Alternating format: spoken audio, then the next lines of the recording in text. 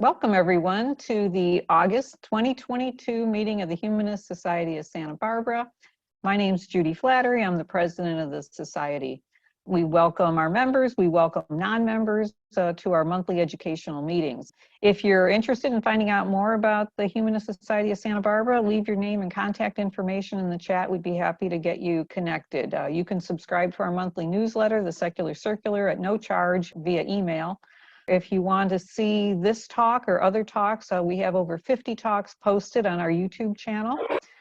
You can stay informed of our upcoming activities through our meetup site, either Humanist Society of Santa Barbara. We also post on the Southern California Secular Coalition meetup site. And our speaker today is Dr. Andy Thomson, who's going to talk about evolution, which he claims to be the most important idea ever. So I always like to relate our speaker's topic to some aspect of humanism. How does a talk on evolution relate to humanism?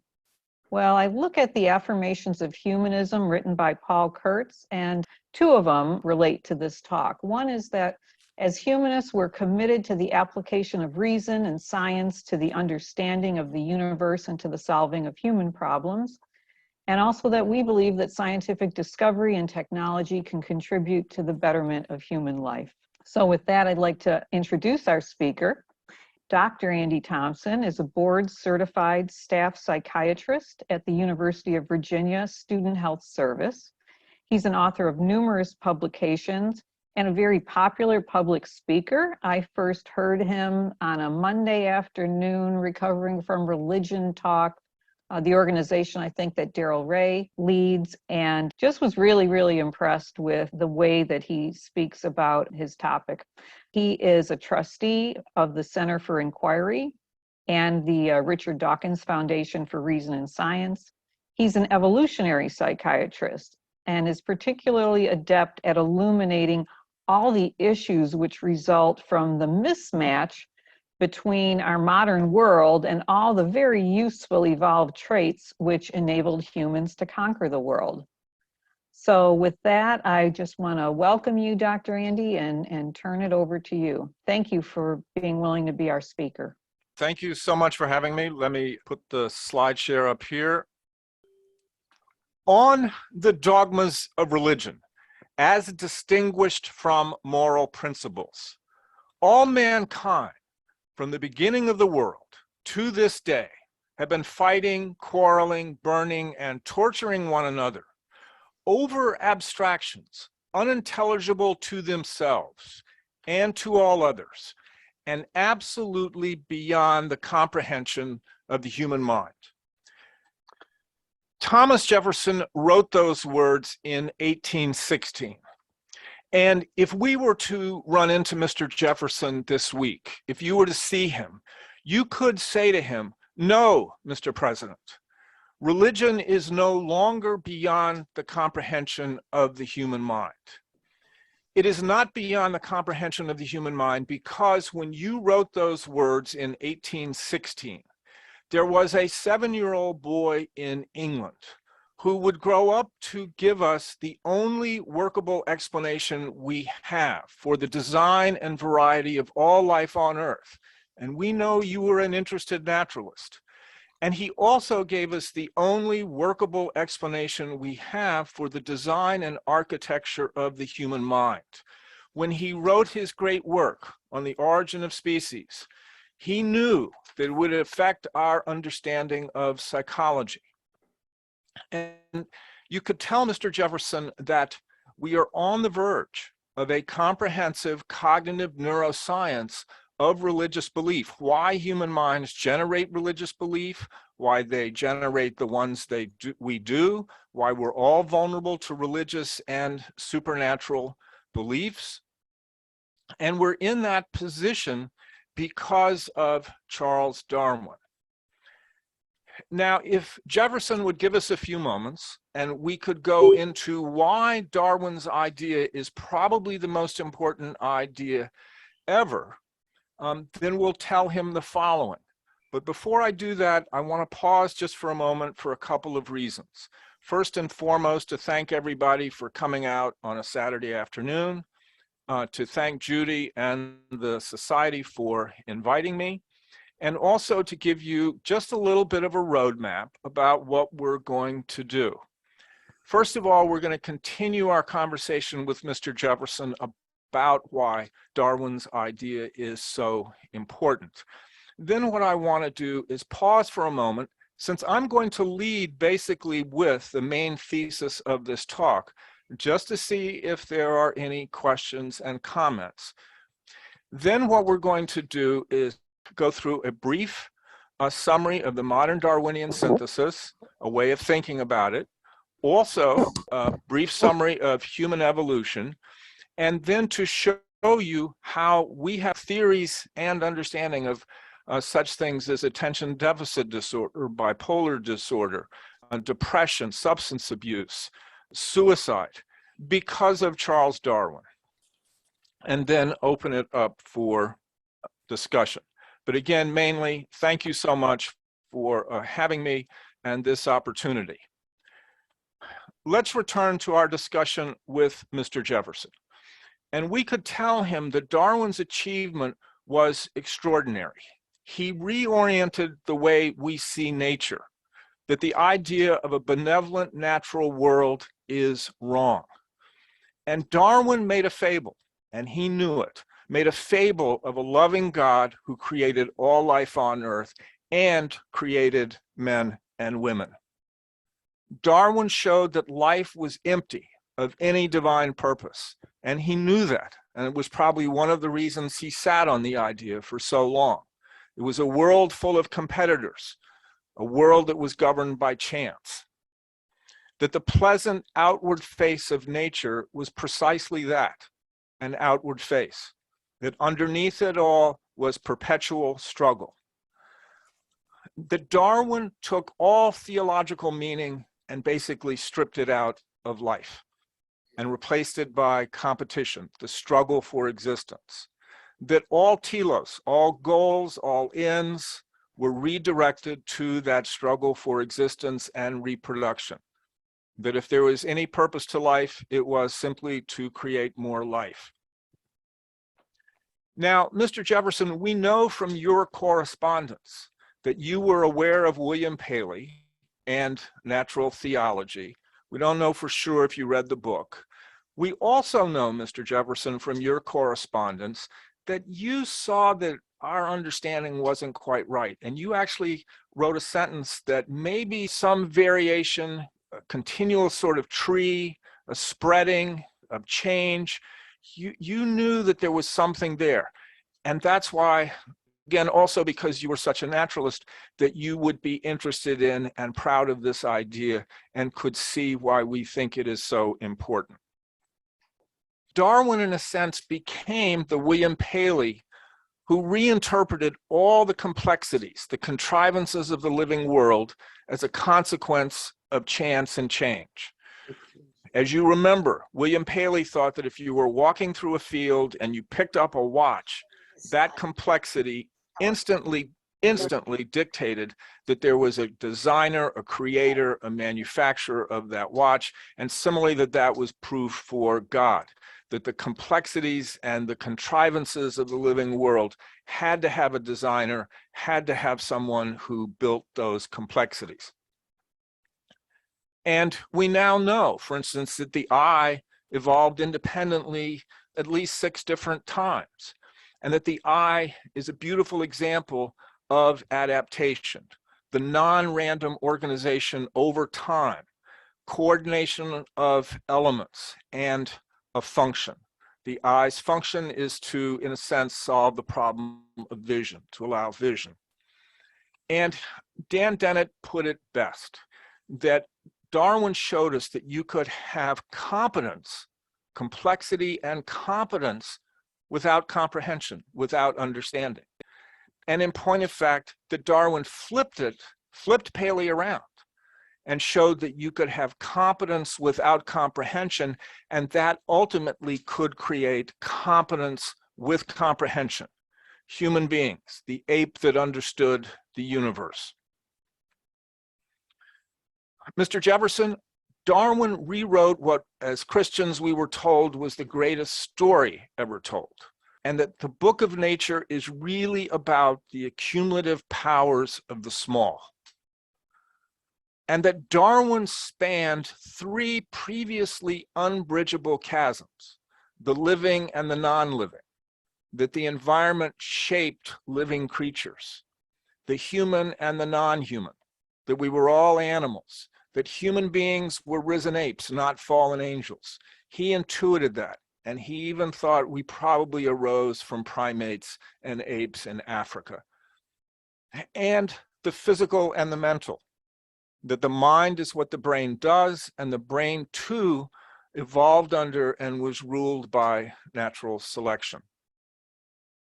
And again, Dan Dennett is one who puts it best. In a single stroke, the idea of evolution by natural selection unifies the realm of life, meaning, and purpose with the realm of space and time, cause and effect. But it is not just a wonderful idea, it's a dangerous idea. And we, after all these years, certainly know it and the tremendous resistance to it. Mr. Jefferson, Darwin gave us a single fabric of material causation, the only principled explanation, the only workable explanation we have for the history, variety, and design of all life on Earth, including the human mind. That our cherished mental life, like everything else, is a naturally selected product of organized matter. All of us are one downstream consequence of the uncaring immensities of time and chance. And here I feel like I'm bringing coals to Newcastle. John Tooby is a professor at the University of California, Santa Barbara. So, Mr. Jefferson, that's why I would want you to consider that Darwin's idea is one of the, if not the most important ideas ever to occur to a human mind.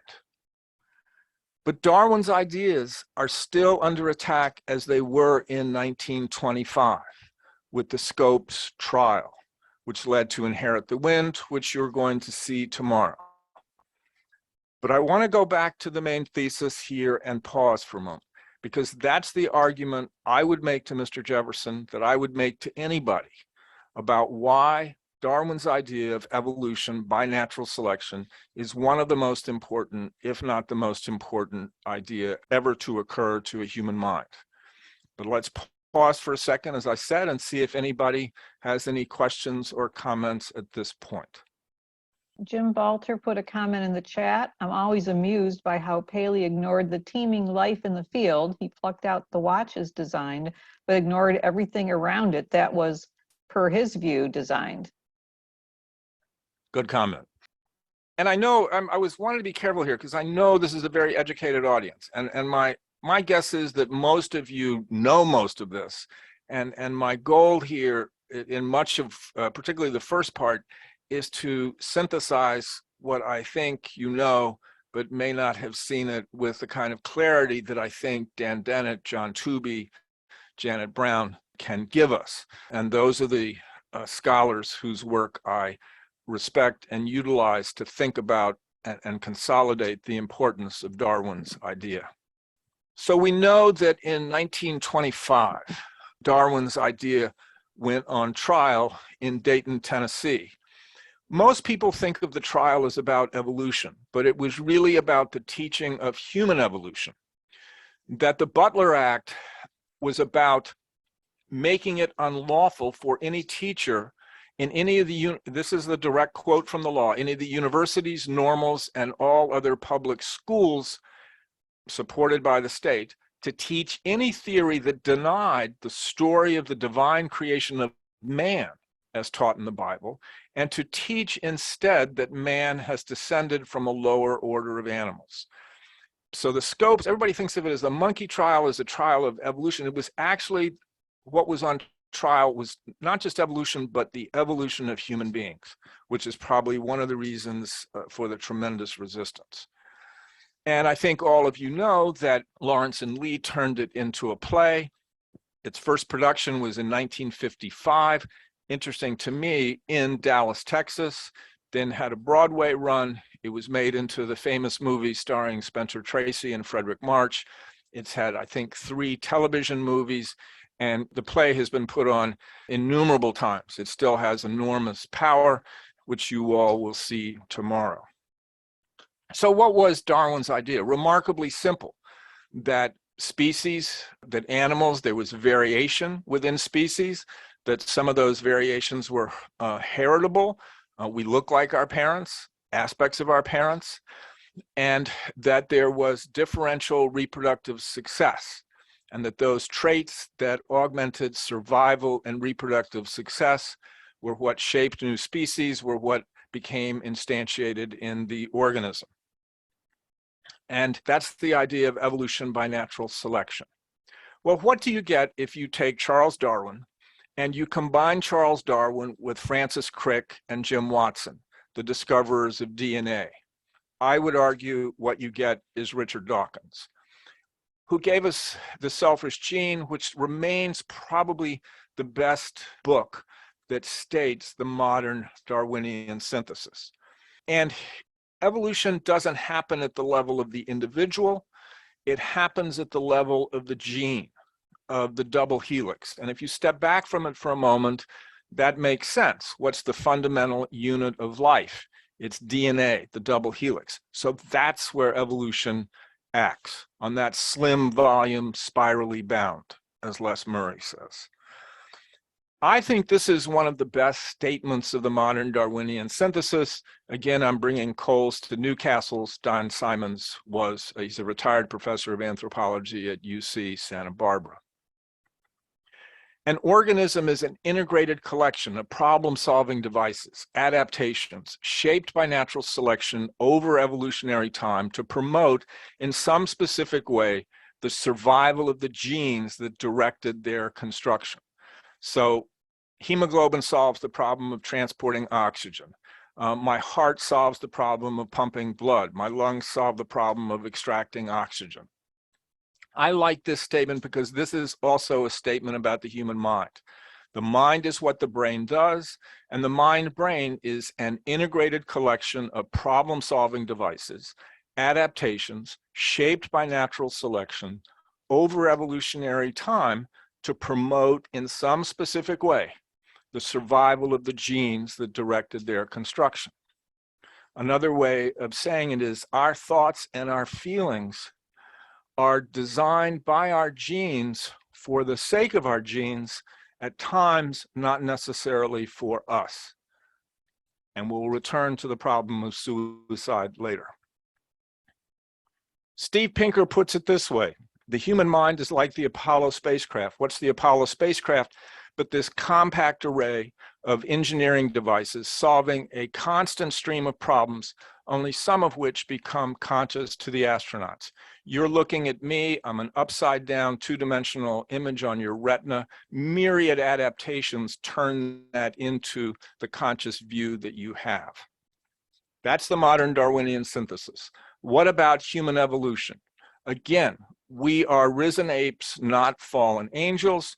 Darwin probably knew that at the time he wrote Origin, but he didn't actually write it until 1870, I think in The Descent of Man, that we probably were descended from apes in Africa. And again, this is the only mention of humans in the origin of the species. A way of looking at the origin of the species is that there was an unacknowledged guest at that banquet. I think Richard Dawkins put it that way. Man was the unacknowledged guest at the feast of the origin of the species, because Darwin knew, and people knew that that's what he was implying when he wrote the book. Now, let me give you a way of thinking about human evolution that I find useful in talks, but also in arguments I have with believers. Imagine that today, August 20th, the 24 hours of today, that every hour is 100,000 years. So the 24 hours of today is 2.4 million years. Right? And we still carry a lot of the legacy of other animals and of even Lucy. But at midnight last night, 2.4 million years ago, our genus Homo shows up in Africa. Homo habilis, then Homo erectus. That's midnight. At 6 o'clock this morning, some of them left Africa and ultimately made it as far as Indonesia, what is today China. At lunchtime today, some of them made it into what is now Europe, the Homo erectus in the Republic of Georgia. At 6 o'clock tonight, in Africa, Homo heidelbergensis shows up, our direct ancestor. And some Homo heidelbergensis move into Europe and become Neanderthals, probably about 8:40 tonight.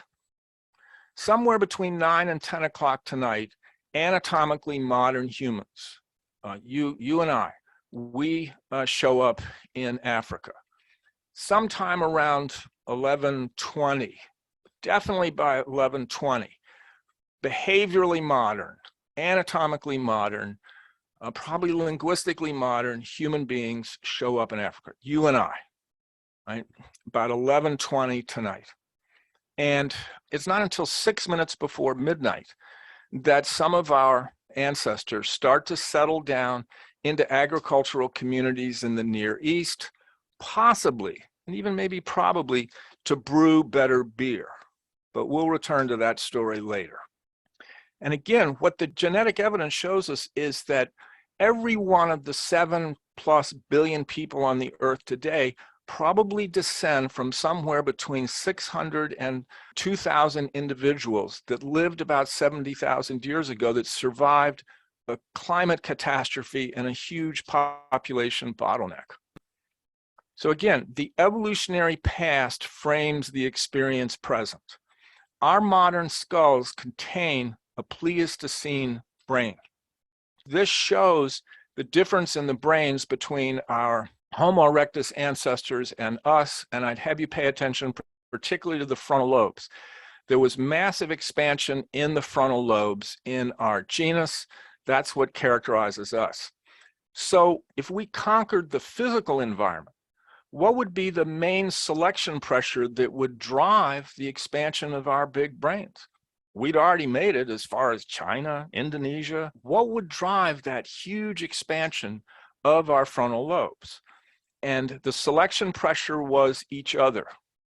The importance of this is that we are a social species. We are an ultra-cooperative, ultra-social species, and that may be one of the main reasons that we are the last surviving hominid. And the reason this is important is because psychiatry all too often thinks of the brain as in a vacuum, as opposed to the brain being a social brain.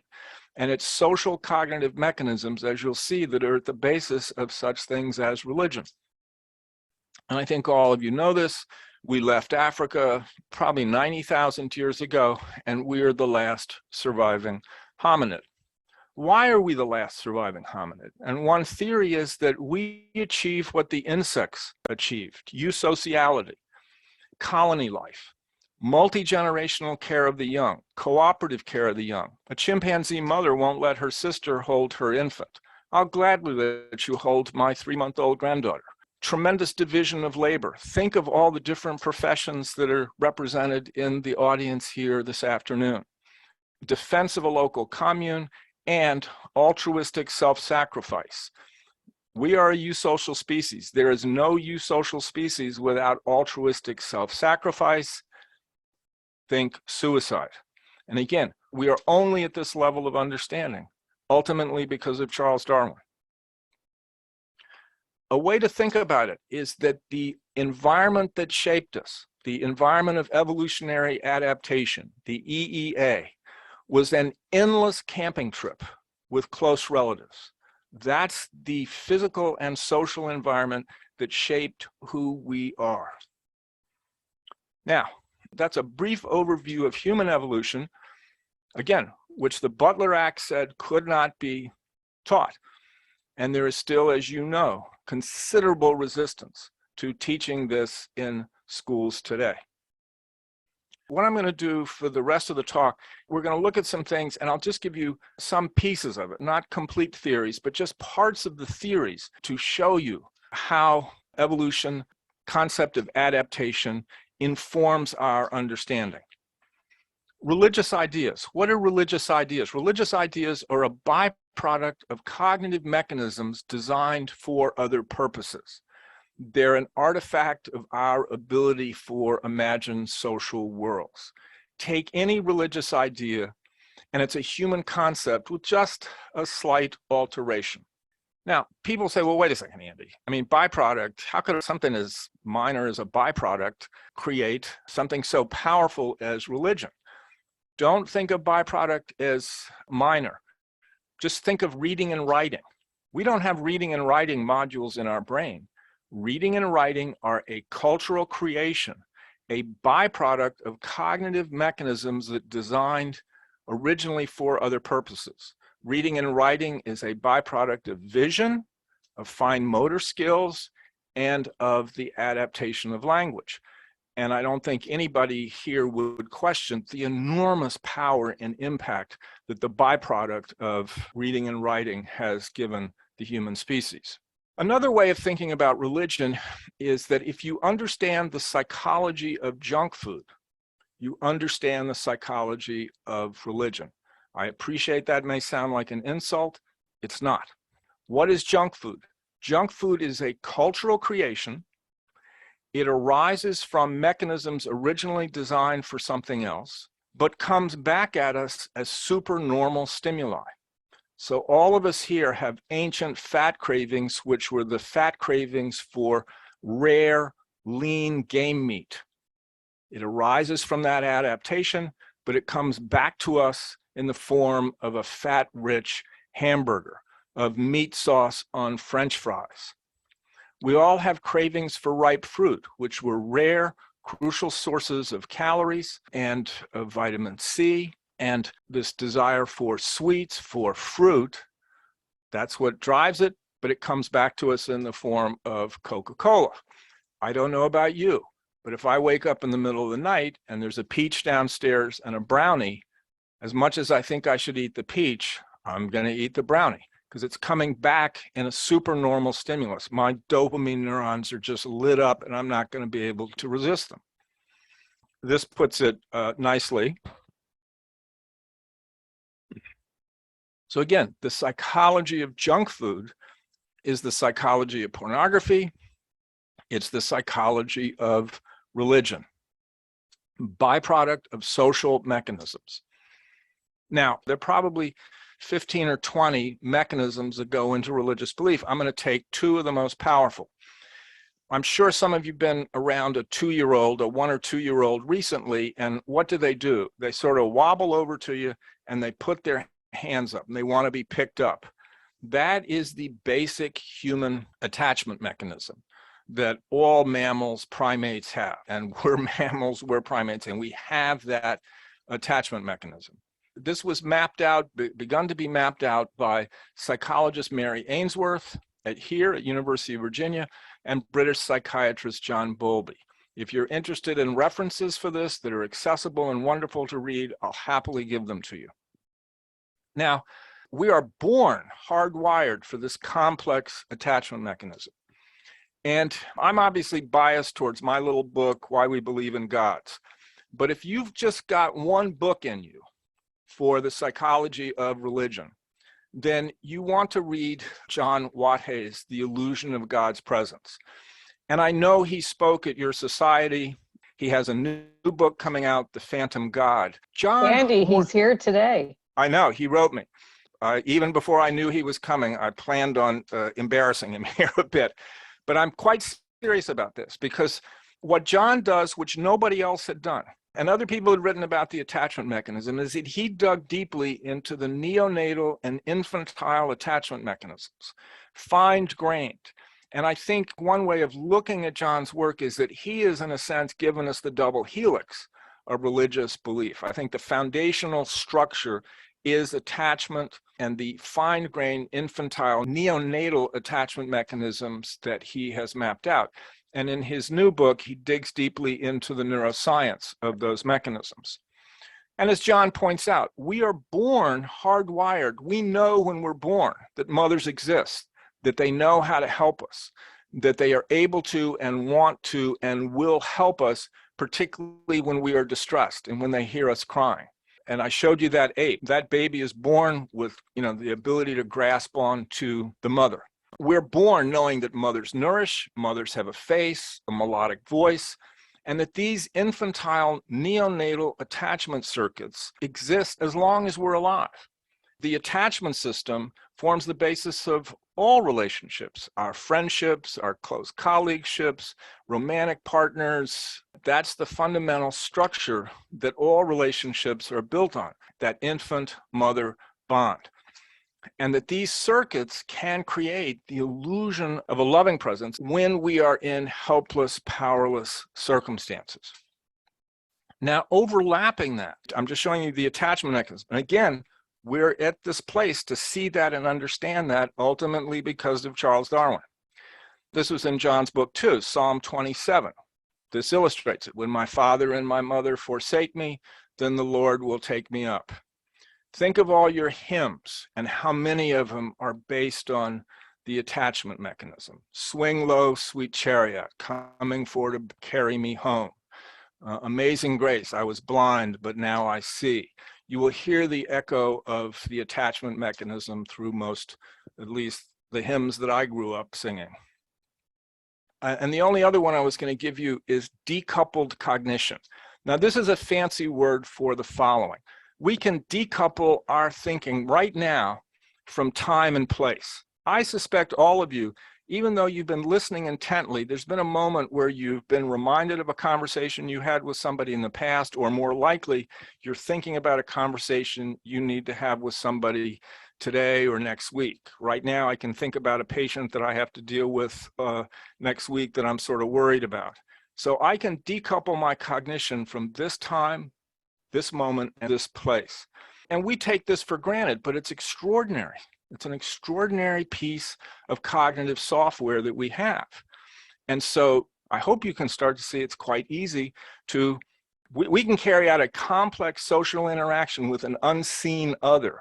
So it's not as big a step as you think to having a conversation with someone who is near and dear to you who has died. Now, also, we are hardwired to split perception of mind and body. If you take an apple and cut it in half, if you take the flat side of the apple and think about that as the midline of your brain, particularly the midline of your frontal lobe, that's the area of the brain where you are processing your own thoughts and where you are processing other people's thoughts. So if I'm thinking about what Judy's thinking about right now, that's in the midline of my frontal lobe, in the middle of my brain. Now, when I see my left hand, I'm processing that in the cortex, in the outer cortex of my right hemisphere, on the surface of the apple. And if I'm looking at, say, Judy's right hand, similarly, I'm processing that out on the cortex. And that leads to something that we all take for granted, but is actually quite extraordinary, which is that our brain represents minds and bodies in separate neural circuits. We experience and believe that minds and bodies are separate, discrete categories, despite overwhelming evidence to the contrary. Mind is what the brain does. This creates dualism. Now, I deliberately asked you to imagine a conversation with Mr. Jefferson, and nobody probably said, what's he talking about? I mean, couldn't conceive of it. All of you could automatically, easily think about a conversation with Mr. Jefferson. I could ask all of you right now to imagine a conversation with Barack Obama, asking him to please get more involved in politics and promising him that if he did, you would contribute to his organization. That's basically prayer, asking an authority figure to do something for you. In return, you would do something for them. Reciprocity, another adaptation. And my ability to think about other people's minds, theory of mind, never shuts off. That's why you can think about and keep a conversation going with somebody who is deceased even though another part of you knows that they're no longer here. And that's part of the agony of grief. You know the person is dead, but you're still wanting to, and in a sense, can relate to them. So you can see that the concept of souls, of gods, of ancestor worship, as strange as they may seem, I hope you see that they're just one step away from everyday, ordinary, I think it's extraordinary, but ordinary cognitive mechanisms, adaptations that evolved. And again, we have this understanding, this view, because of Charles Darwin. So another way of looking at it, if I had to have Judy standing in front of me to think about her mind, that would be kind of a problem. But I don't have to have that. And so this belief of some form of life completely separate from a body is actually the default setting of the human brain, the human mind. Very easy to imagine souls, ancestors, gods. All right, so that's religion. And again, that's just 2 of maybe 20 different adaptations that go into creating the cultural byproduct that is the powerful religions and religious belief that we have, and that I think obviously have plagued us. Let's switch now to my profession and some things that you might be aware of, know about personally, and just show you some of the insights. School is starting now. If you've got children or grandchildren, they're starting back to school. Some of them may have ADHD, attention deficit hyperactivity disorder. Why is that so prevalent? Well, there, I think, is a substantive theory and evidence that this represents what Peter Jensen and his colleagues called the response-ready individual, that these genes persisted because they created adaptations that were useful in ancestral environments. They called it the response-ready individual. So it would be useful to be hypervigilant, move quickly in unsafe, rapidly shifting environments. It would be better to jump first, think later, be impulsive, or what they call time critical. High motor activity would be useful. And there are a couple of things that I think are interesting about this. Pull up the description of ADHD. It's the description of a hunter. Pull up the description of ADHD. It's also the description of a defensive player on an American football team. It's a perfect description of a linebacker. A lot of athletes are ADHD. Think of Michael Phelps, the swimmer. The other thing I think that is both interesting and sad about this is that Peter Jensen was the chief child and adolescent psychiatrist at National Institute of Health when he and his colleagues put this paper out. It was published in the top journal in child psychiatry in 1997, and it still, I think, is not taken as seriously as it should be. And too much of ADHD is seen as a disease or disordered mind. ADHD doesn't work well in a classroom. Modern classrooms are 300 years old at best. We are 200 or 300,000 years old. Neanderthals. All of us contain Neanderthal genes. And Neanderthal genes may help us understand bipolar disorder.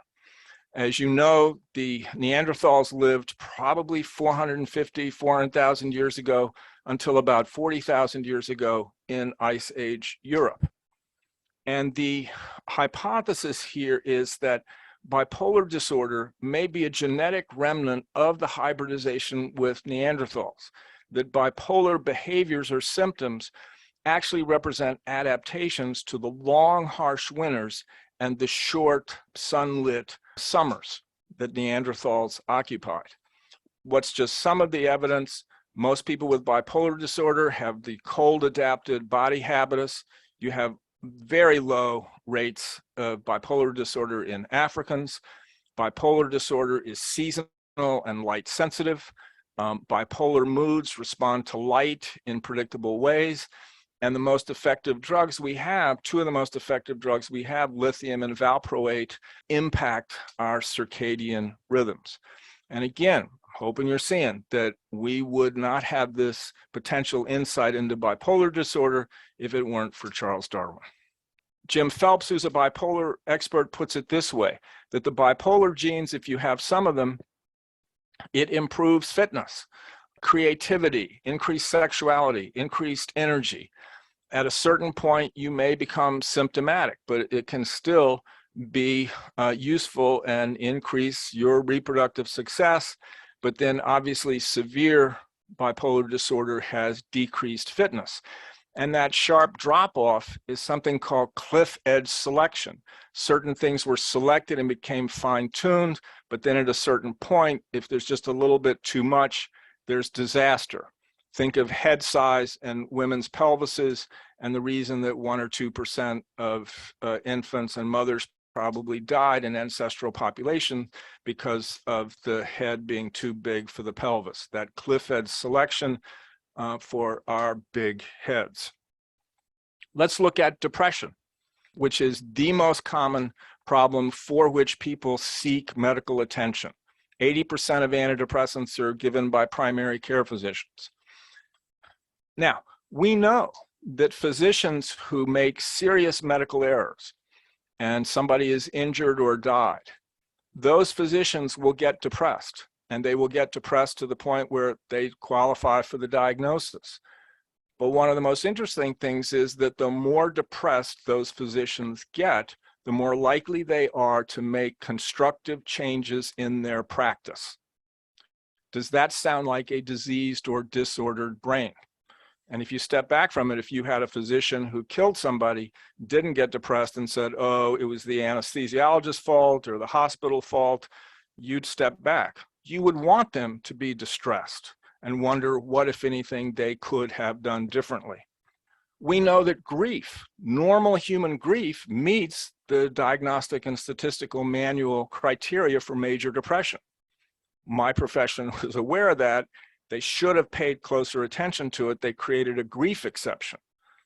And how can sadness be both something normal in humans and also a symptom of a disease? There are a lot of problems with the idea of depression as a disordered brain, as a disease. And the hypothesis here is that depression is like physical pain. It hurts, but it's an adaptation to focus on complex personal problems. Just like if I have a fish hook in my hand, it tells me I got a problem, tells me where it is, stops business as usual, gets me trying to figure out how to get the fish hook out. As much as I might want to hide the pain from you, if I had a fish hook in my hand right now, I couldn't hide it from you, and that would be a signal for help. And that there is a neurologic orderliness at every level to this theory, which has been mapped out primarily by Paul Andrews. And I think it helps us both understand depression, but also understand why antidepressants are not as effective and more problematic than believed. I hope some of you are familiar with Danny Kahneman's book, Thinking Fast and Slow. He mapped out that we have two types of thinking. Type 1 thinking, or System 1, which is fast, automatic thinking, and Type 2, which is slow, effortful, and difficult. Let me illustrate it this way. You look at this face, you can't not recognize that this is a distressed face. It's automatic, it's instant, you can't ignore it instantly. You read this, bananas vomit. Whether you like it or not, if we looked at the camera, everybody sort of backed up for a minute, probably felt a little bit uneasy, started thinking about bananas, started thinking about things associated with vomit, hangovers, that kind of thing. Again, automatic, sudden, type 1 thinking. And this is where we live most of the time. If I ask you to solve this problem while you're making a left-hand turn in traffic in Santa Barbara, you're not going to be able to do it. You're going to have to pull over to the side of the road and concentrate and solve this problem. This is type 2 thinking. This is who we think we are, but we live in type 1 thinking most of the time. Type 2 is effortful, difficult, hard. The idea here is that depression is an adaptation that stops business as usual, knocks out our optimistic bias, and gets us focusing on the difficult problems, the difficult, often unwanted problems that are generating depressive affect. We stop business as usual, and whether we want to or not, we're miserable, we focus, and we've got to solve the problem. It's organized disengagement, kind of forced questioning, scientific thinking, A beautiful example of this is the play Hamlet. Hamlet is about whether depression is an illness or whether it is something crucial to solve difficult problems.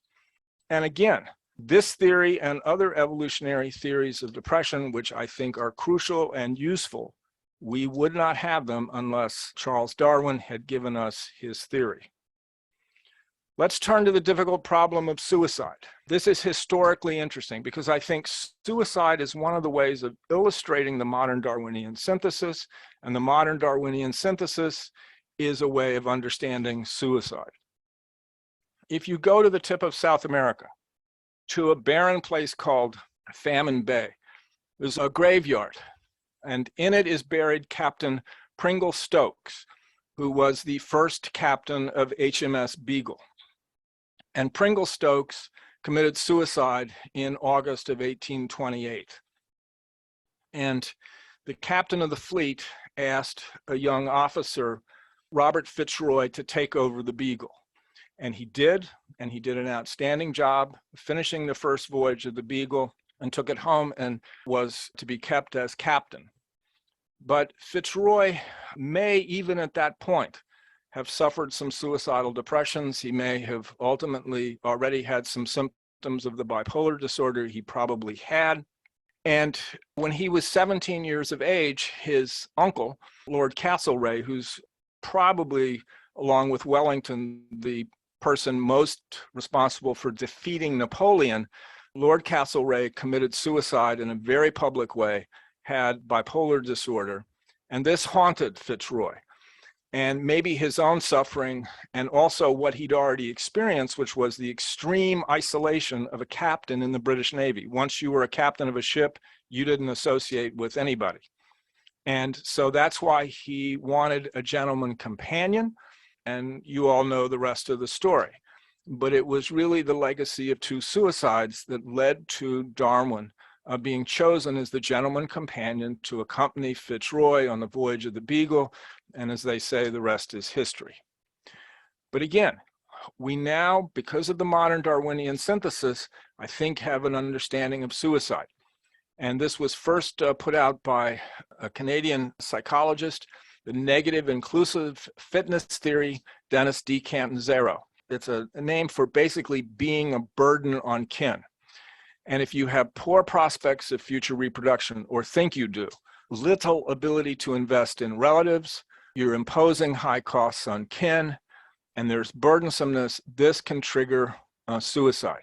Now, why would suicide be designed by evolution? Well, if I have 3 children and I'm a burden on all 3 of them and I kill myself, that helps the survival and potential reproductive success of 150% of my genes. And it only takes a 2% genetic advantage for traits to become instantiated in an organism. And if you look at cultures, it's all over the place. If you're old or sick or both, you're expected to kill yourself. There are Eskimos that ritualize this. If I'm old and sick and I come to a relative and ask them 3 times to help me kill myself, by the 3rd time, they're culturally obligated to do that. And this is a way of seeing the theory. Think ABC, aloneness, burdensomeness, and the capability for suicide. And this ABC model is useful in suicide risk assessment, and I think it also helps us understand suicide. Now, this is a long quote, but I think it illustrates it, and it illustrates in a particularly poignant way. Kay Jamison is one of the world's experts on bipolar disorder. She's a professor at Johns Hopkins Medical School. She herself has bipolar disorder. She made a lethal suicide attempt when she was a young woman and was saved by her brother and the ICU at UCLA. And this is what she writes about it. No amount of love from other people, and there was a lot, could help. No advantage of a caring family, a fabulous job, enough to overcome the pain and hopelessness. No passionate or romantic love, however strong, could make a difference. Nothing alive and warm could make its way in. I knew my life to be a shambles, and I believed incontestably that my family, friends, and patients would be better off without me. And at this point in her life, she was a young, vibrant woman. I thought my death would free up the wasted energies and well-meant efforts that were being wasted in my behalf. And I think she illustrates it, that if, for whatever tragic reasons, a sense of burdensomeness is triggered, that can lead to suicide. And that suicide in ancestral environments, in the harsh, difficult ancestral environments, was probably adaptive in the Darwinian sense of enhancing inclusive fitness. And again, we would not have this insight or this knowledge were it not for Charles Darwin. Now that's a difficult topic. It's getting a little bit later in the afternoon, so let's finish up. It's maybe time for a drink. Alcohol. What about alcohol? Well, we may be here because of alcohol. A couple of reasons. About 10 million years ago, one of our ancestors developed the ability to metabolize alcohol, which was in ripe fruit. Alcohol was a signal that fruit was ripe. It helped us get the ripe fruit. It helped us eat it. Crucial source of calories. We could metabolize the alcohol. And again, those ancestors of ours may have survived because of the ability to metabolize alcohol. All of you know about endorphins and think probably of endorphins as the runner's high, or endorphins as our internal morphine that helps with pain. It does all those things. But endorphins are crucial for social bonding. And this is what alcohol does. Alcohol increases a neurotransmitter called GABA, which makes us feel mellow. Alcohol diminishes glutamate, which is an excitatory neurotransmitter associated with anxiety. Alcohol stimulates our own internal marijuana, our endocannabinoids. But particularly, alcohol stimulates endorphin and mu opiate receptors. You don't tend to think of alcohol as a narcotic, but it is impacting our internal, basically our internal narcotic, endorphins. But endorphins are crucial for social bonding. When we laugh, we release more endorphins. When we tell stories, when we dance, particularly symmetrical movement, it creates bonding. Not when we listen to music, but when we sing. When we make music, we create endorphins and we create social bonding.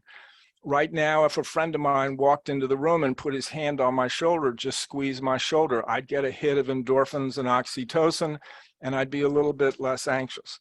And so alcohol stimulates those endorphins. Think of the social bonding that occurs with alcohol. And this is the second place where we may be here today, and I may be talking to you today because of alcohol. And the theory was that we settled into agricultural communities and then religion arose. And the discoveries in Turkey of Göbekli Tepe have flipped that upside down.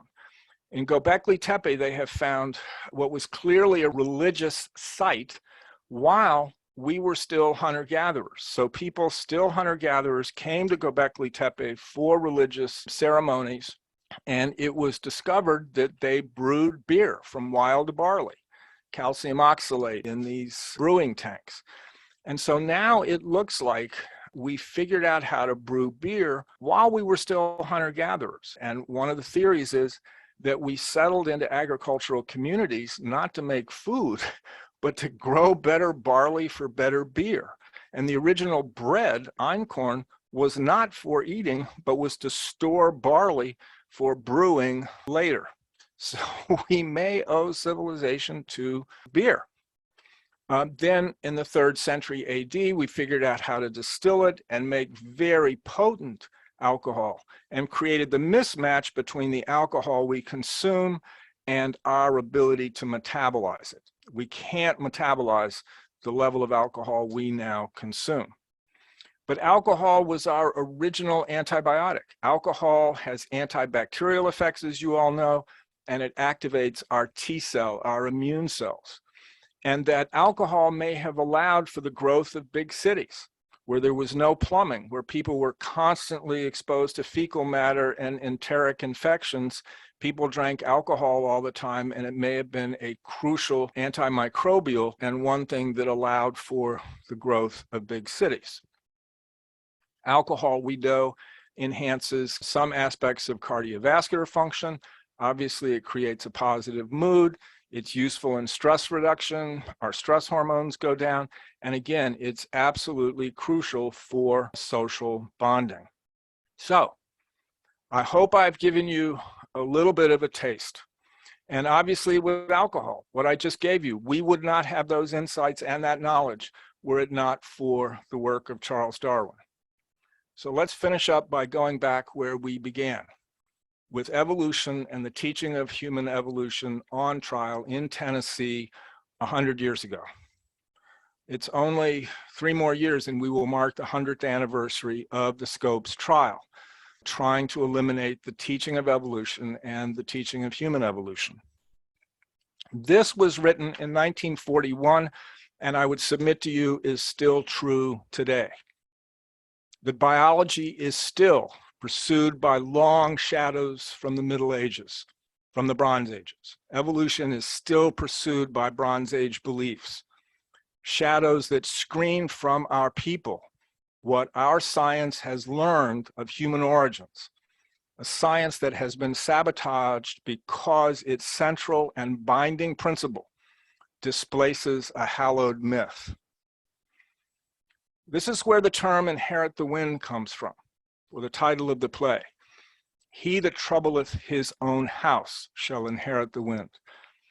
And I hope that if I have done my work this afternoon, I have shown you that maybe all of us should be spending a little bit more time troubling our own houses of education, our school boards, our textbook makers, our universities, our culture, and troubling them a lot.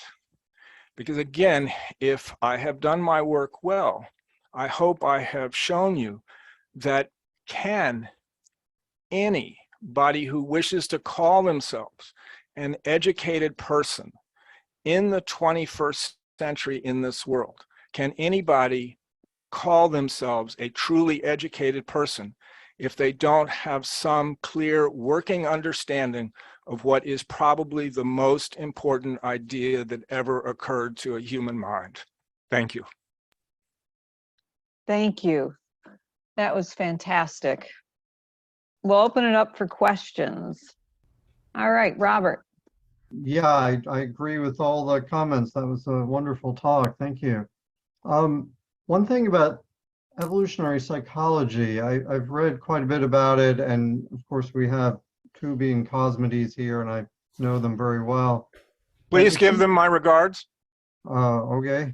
They almost came to University of Virginia. We still mourn that loss. It's very easy, it seems, to make what are called just so stories with evolutionary psychology. I'm just wondering, do you have any suggestions for how to avoid falling into that trap?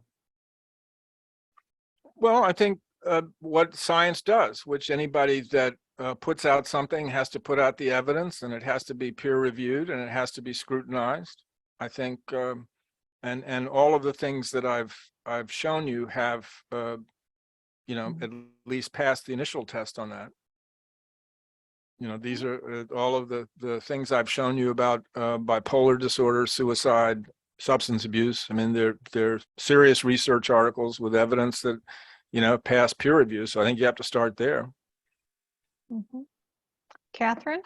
I'm actually also an anthropologist. And so one of the things that I was interested in what you were commenting is that it seems like archaeologically speaking, we have evidence of religion or religious beliefs dating back to at least 80,000 years, if not more than 100,000 years.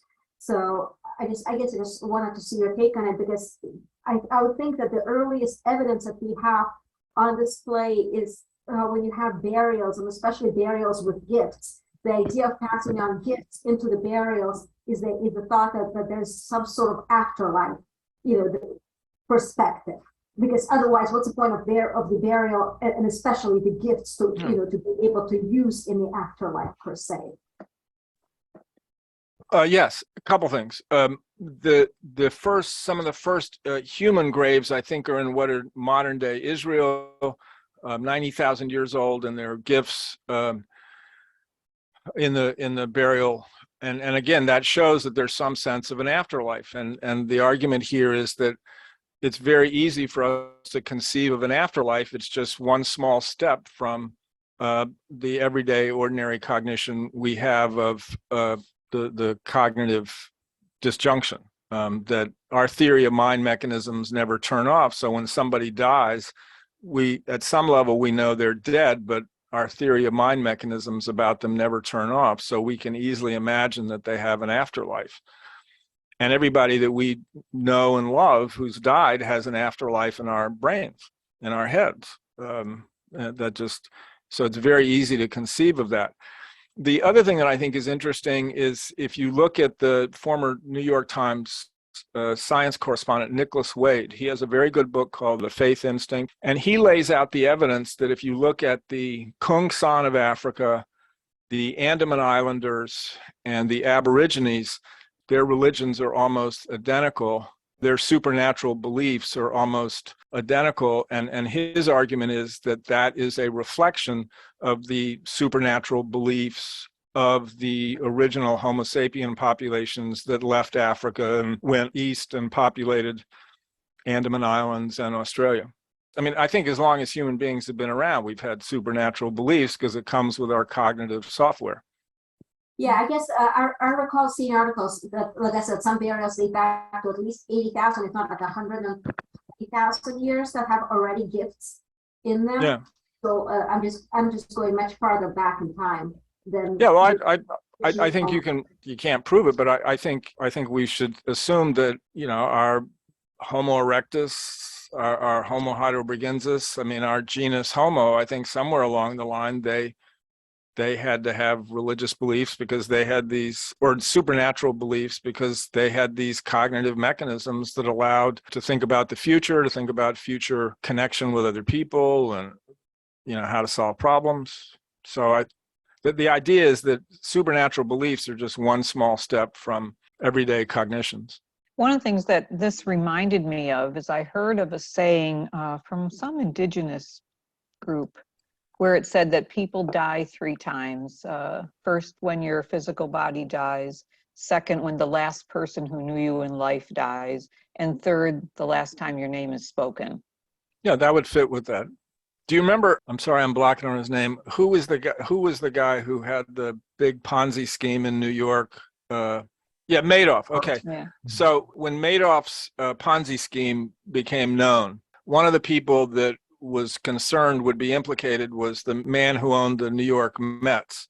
And again, I can't remember his name, but he gave an interview in which he said the first thing he did was to start talking to his father about how to solve the issue, because there were questions about whether he used ill-gotten gains to finance the New York Mets. And he goes into this long thing about how he talked with his father about how to deal with the exposure of the Ponzi scheme. And then he pulled out a picture of his father, and then he reveals that his father had been dead for 20 years. Mm-hmm. But he had this, you know, huge, what he thought was very productive conversation. And he knew his father was dead, but he was imagining what his father would say. I mean, it wasn't delusional. It was everyday cognition. He was thinking about how his father would handle the problem. Peter, you have a question? It's been a pleasure hearing from Dr. Thomson. What I would like to ask is, of course, along the lines of byproduct of evolution. Do you personally think that the illusion of free will is also another byproduct of evolution? The reason I ask this is because I'm a firm believer that everything is determinism. Yeah. And we, as much as I, former self, and a lot of people don't like hearing that because it really it makes us lose a certain sense of agency. But at the end of the day, I still believe we are changed by circumstances, and we are nothing but a bunch of atoms, quarks, and molecules reacting to its surrounding stimulus, just in the form of a complex organism, happens to be called Homo sapien. What do you think? No, I would agree with you. I think some of the best writing on that is Sapolsky at Stanford. If you look at his book, Behave. I've trained under him. Oh, so you know him. I'm envious. I love his work.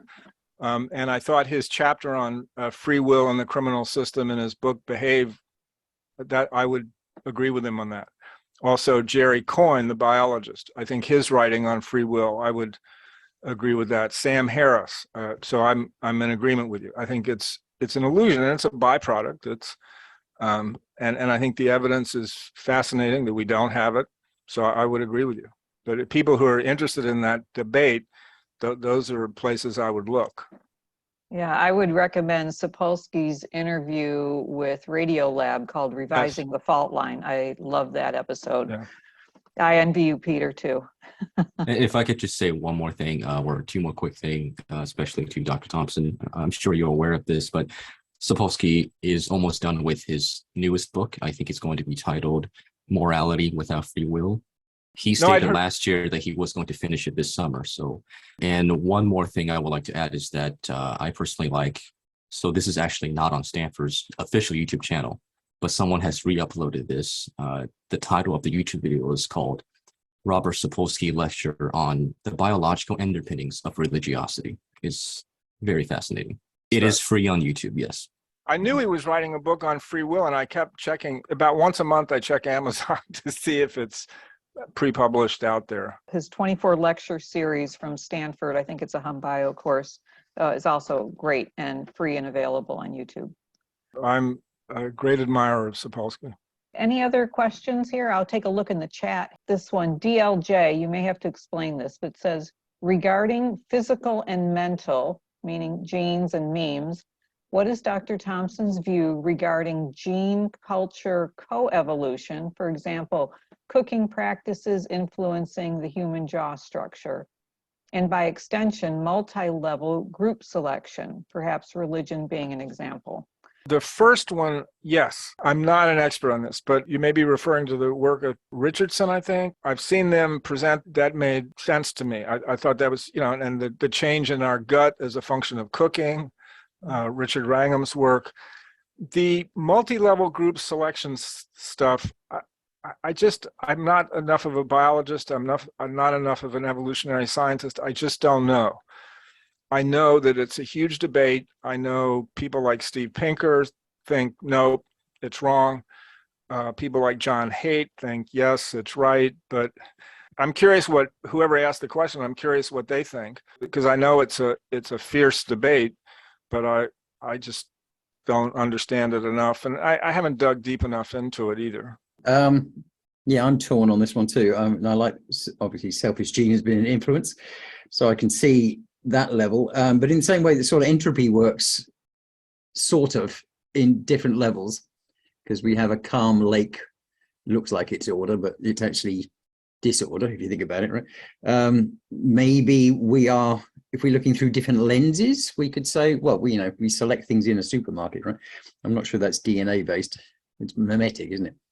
So we're influenced by advertising and the rest of it. So I'm tending towards, sorry about this, dualism, and not in the Descartesian sense, but in the sense of we are dual processes. We're nutrient processes, but also information processes. The difference between them being well, actually, not that much difference, but potentially the communication system with DNA versus communication system between us in a social group. So I'm veering towards yes, but that there are multi-level selections, but I think we've got to think of it as, like I said, not quite in the same terms. It's almost like we should be looking at different lenses or different pattern levels, if you like, right? So yes and no. I'm a bit torn, same as you probably. But well, thanks. No, appreciate the no, thank you, because that's similarly what I think. It's like yes, but maybe no, and I don't know, and I think it's an endlessly fascinating debate. Certainly is. Oh, by the way, I would just also say thank you very much for I have ADHD in the family and autism, so the slides on that were particularly interesting. I'm trying to write an autistic guide for autistic people to understand normies. So that means explaining how the human brain works. So this has been really, really good. Appreciate it. Thank you. Well, no, believe me, it's my pleasure and privilege. I love this stuff, and any chance I get to talk to people about it, I'm very appreciative. Come back next week. Daniel had a suggestion that on your Crick and Watson slide to include Rosalind Franklin. Yes. Judy Fontana said Africans do not have Neanderthal genes. I think you were talking about the bipolar and the being in the northern latitudes. The comment was that Africans don't have Neanderthal genes?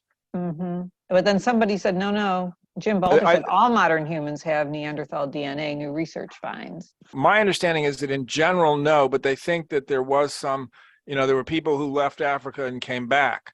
And so that there are some people with Neanderthal genes in Africa. There are some, but it's nothing like the percentage that in Europe. And the other thing I heard that was interesting is when they say that 5 to 7% of my genes are Neanderthal, but then the total number of Neanderthal genes in the human genome is much greater than that because your Neanderthal genes might be different from mine.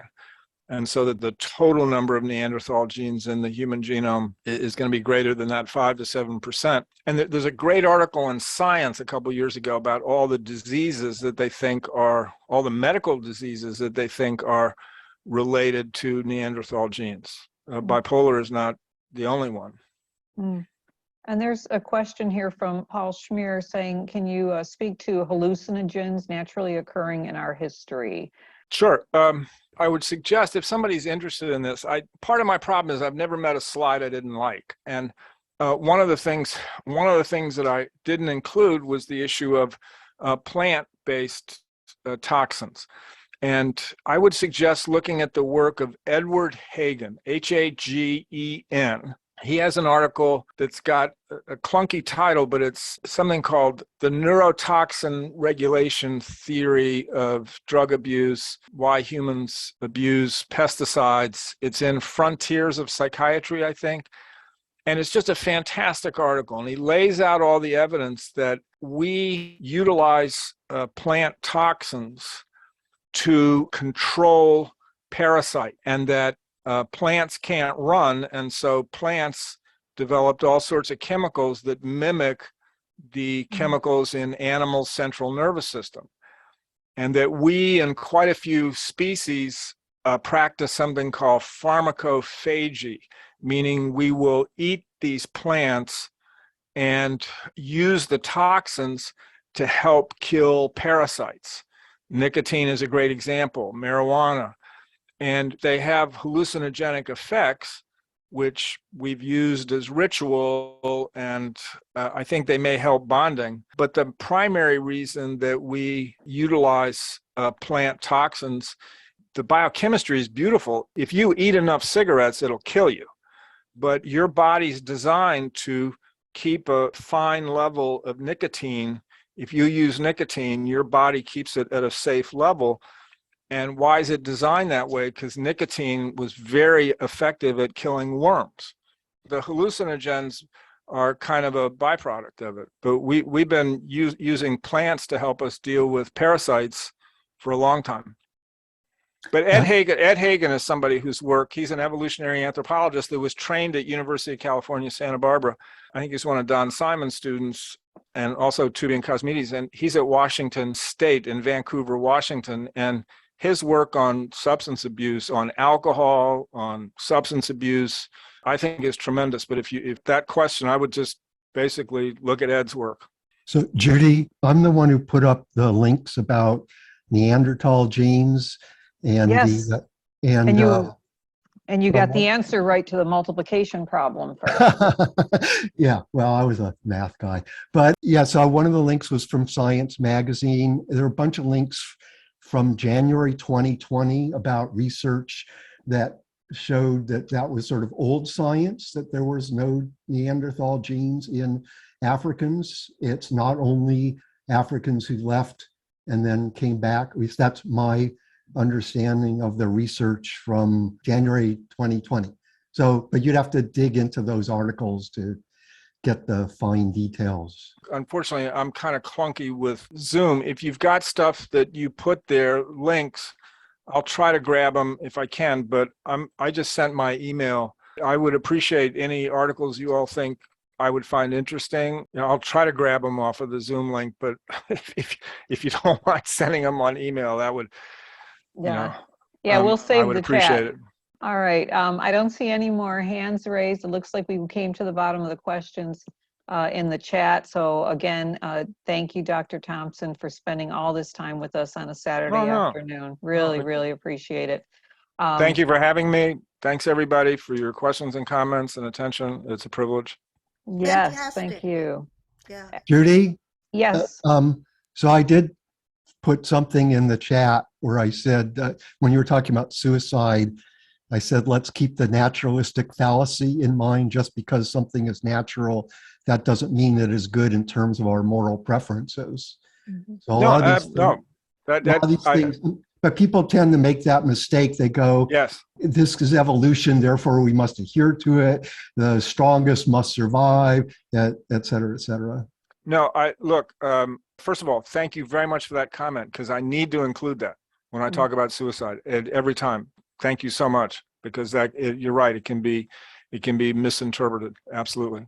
You know, and again, it's a mismatch. I mean, I spend a lot of my time trying to prevent suicide, and thank you. Yeah, great. Thanks, Jim. So thank you all for attending. It was really great having you all here. Appreciate the participation and the questions.